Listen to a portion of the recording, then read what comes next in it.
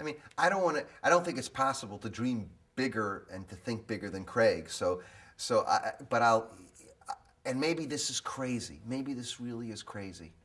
But I can imagine, if this really could happen to the Vatican, and it can become this scalable model of opening up a conversation, surely in the West, okay, where people really do have some intellectual, scientific background, and where there's a combination of deep hostility to religion and fundamentalism, which is bad religion on that side, we can open up a new kind of conversation. I can imagine this not only being in the Vatican, but at some point, every seventh grader in this country who begins biology in seventh grade or eighth grade or in ninth grade when hears evolution for the first time, whatever the big scientific debates here, because Copernicus in one generation is evolution in another, which is stem cells in another, which is genetics in another. It's always some edge of science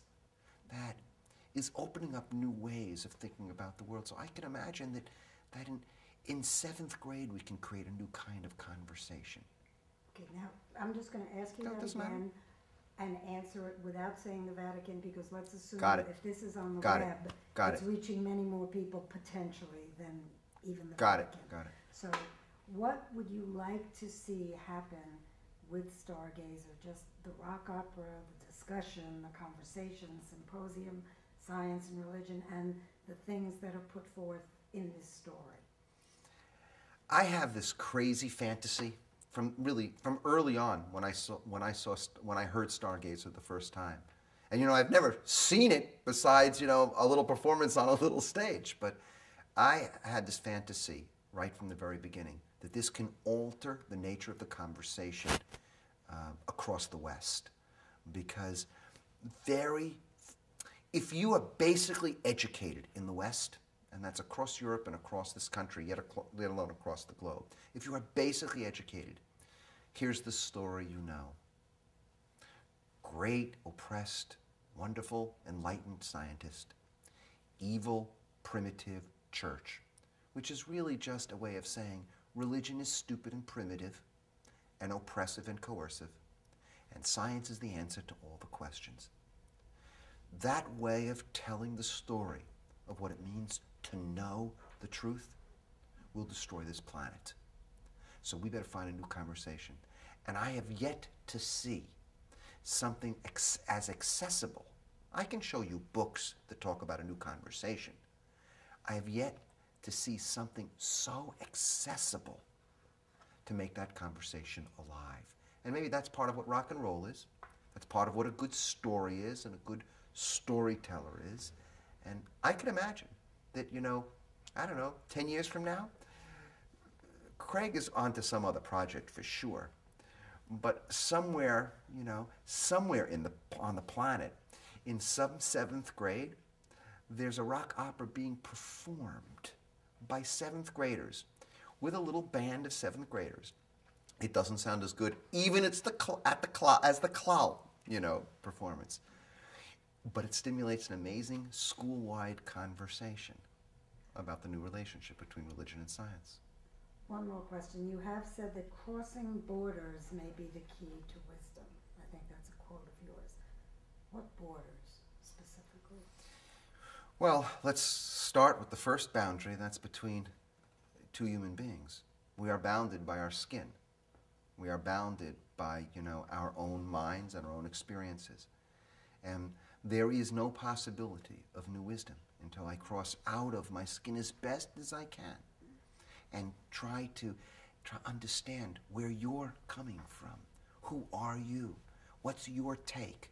Because at the very least, there's a piece of the truth in your take that I need to learn if I'm going to be able to grow myself. Now that starts with just me and you, but then it's every single field. If we do not create a kind of interdisciplinary approach to knowledge itself, then we wind up with silos. In silos, there's no wisdom. In silos, there's great preservation. You need silos to preserve. But unless you integrate you actually have no growth and no wisdom. And it's not only disciplines this way, it's the different experiences of reality we have. Some of us are physical, and we have a physical dimension to reality. Some of us take in reality emotionally. Some of us take it in intellectually. Some of us take it in spiritually. These are different ways to experience ourselves and the world. And unless we cross those boundaries, we can't grow in wisdom. See, certainty in anything turns out to be the enemy of two things that are central to being human.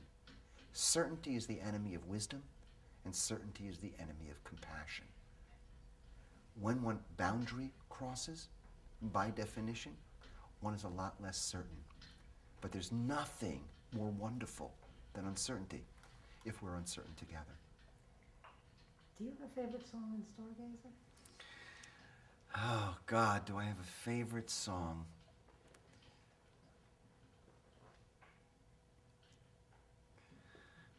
I don't know. I don't mean to put you on the spot. I don't know if I have a I was just wondering if favorite. there was anything with a message. Of course, mine is Save the World, because I think it Yeah, sounds like a hit. I mean, Save the World. I just think it sounds like a hit. But is there anybody you particularly identify with in that story? Do you find yourself leaning towards somebody more than another? I cannot. You know, it's funny when I think about Stargazer, and one of my early experiences of it, listening to it, is I found myself identifying with the Pope, and that was a very weird experience, because you know, rabbi identifying with Pope, and identified with the Pope for one reason. I'm not holding a whole world together, but as an 8th generation rabbi, I do often feel the responsibility of holding together a tradition that needs to be reimagined radically. And the only way to reimagine it radically is to hold it too. You can't simply throw it away. And I recognize that in many ways, what Pope Urban was going through, as Craig was telling the story through Stargazer, was in a moment in which he wasn't stupid. He himself understood a lot of what was going on, and he understood that science in particular. That he was holding together a tradition that for centuries had provided profound wisdom and meaning to people's lives. Their world had been held together by that wisdom. And he probably felt he was moving to an in-between time. It was never going to hold together the same way. The birthing was happening, but it wasn't there yet, the birthing. And that's where I think we are right now. And so I think I identified with him, feeling, wow, we're birthing something, but you know what? It's going to have to take the best of what was, take a leap into the unknown, and create something new also. I think that's a good note to stop on. Do you have any other questions you want to ask? I do have a great story, though, I have to tell about that. It's just for the record. Go ahead. This will never get on this, but I need to put this story on the record somewhere. I was just going to ask you, so Reconstructionism isn't enough, right? That's another Yeah, that's another story. Go ahead. It has to be so much bigger than that. Go ahead. But after the meeting with Cardinal Poupard, I sat with that 35-year-old priest, and we were talking. And he gave me an insight into the Catholic Church that has really shaped the way I understand the church. I asked him, he seemed pretty cool with me, and we were, I'm a little older than him, but, it's clear that we knew there are people above us who have more power, but we kind of have an understanding of our own traditions and some of the dark sides and some of the problems. So I asked him, like, tell me really, I sat here for an hour and a half. It's so smart. It's intellectually so alive. Cardinal Poupard speaks 8 languages. This isn't some game. This isn't some primitive religious experience here. These are heavy-duty intellectuals. This guy spoke a few languages. What's going on that the church has, like, so many issues, on so many of the scientific issues right now? And he said to me, look, you're not going to understand this. How many Jews in the world? I don't know, 14 million, right?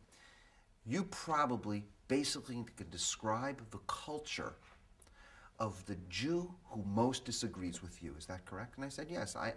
I can go to Mea Sharim in the heart of the most ultra-Orthodox community in the world, and basically, I can speak to them like I'm speaking to you. He said, do you understand that the range in Catholics is, where do you live, he said? New York City. He says, from New York City, and he used this term, postmodern Catholics, to Catholics in Africa who are simply being weaned away from paganism now. Do you understand that range? Do you know what it means to hold that together? You don't hold anything together. 14 million people who basically, relatively speaking, all agree. And when I thought about it, I said, wow, that's true. If I went to the middle of Africa, to an African church, we now are beginning to discover Jews in Africa, interestingly enough, and it's producing great trauma. Ethiopia, Uganda, a whole bunch of now lost tribes. It's part of the new technology, new communications, etc. But I had a whole deep respect for what it means to hold together 1.2 billion people. You do move slower. And there's a power to moving slowly that's as significant as a power to moving quickly. And though my psychological predisposition is to move quickly, because that's who I am, the fact is, moving quickly and moving slowly are all relative. And that was very humbling to be there, and it created a new kind of respect for Catholicism in general, and for the hope of this project. Well, this project can exist. Yeah. Yeah, absolutely. And also, you can't tell me, turn this off, can you, please? You Well, can't actually, tell me well, that you before can you go, go- wait, I- you can go and talk to the LeBeau. Memorable moments in Rome. One was Well, when we went to when we walked the castle, Castle St. you know what I'm talking about? And we looked out and we recognized, oh my God, from one end to the next, and here was this, they had built this elaborate thing to protect, a whole world. That was pretty profound. And see, remember the cannon? Yeah, the whole, but when we were walking out across out of St. Peter's, And someone came up to me. one of the monks or friars turned and said, Shalom. Right. Well, I was wearing my yarmulke. Right. Again, there was so many experiences in which there was almost an invitation to me to widen my story. So yes, meeting Cardinal Poupard and talking about Maimonides, and yes, meeting this 35-year-old priest who basically we were both mavericks in our own traditions. That's what we were. But we're mavericks enough to know you don't throw away your tradition. You kind of like get in there and really fight and reimagine it. And then the simplest thing happened, which is, in some ways sometimes the most profound. So we walked through the Vatican, and of course that's always a profound experience, because that's where art and kind of the inner and the external meet. And we're walking out, and I'm wearing my yarmulke, and Craig and I are talking, and this monk comes up to me. We're walking by him, and he turns to me, and he bows, and he says, Shalom, Shalom Aleichem, right? Welcome. It's both hello, but it's also welcome here to my space. You're completely welcome here. And